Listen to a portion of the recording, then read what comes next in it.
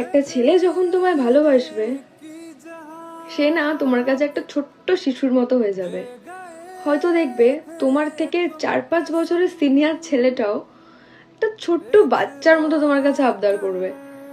ছেলেদের ভালোবাসাটা না খুব সাংঘাতিক। তারা যখন তোমায় যত্ন করবে, তুমি তোমার বাবার কাছে যে যত্নটা পাও এক্স্যাক্টলি সেটাই পাবে।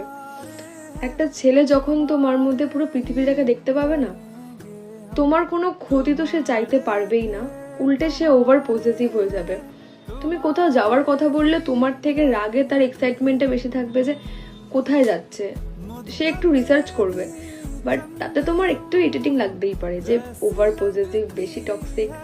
বাট টু বি অনেস্ট, একটা ছেলের মেন্টালিটি না একটা ছেলে খুব ভালো বুঝতে পারে। তো সবসময় ছেলেদেরকে টক্সিক বা ওভার পজেসিভ এগুলো না বলেন, একটু বোঝার চেষ্টা করো যে সে কেন এটা বলছে।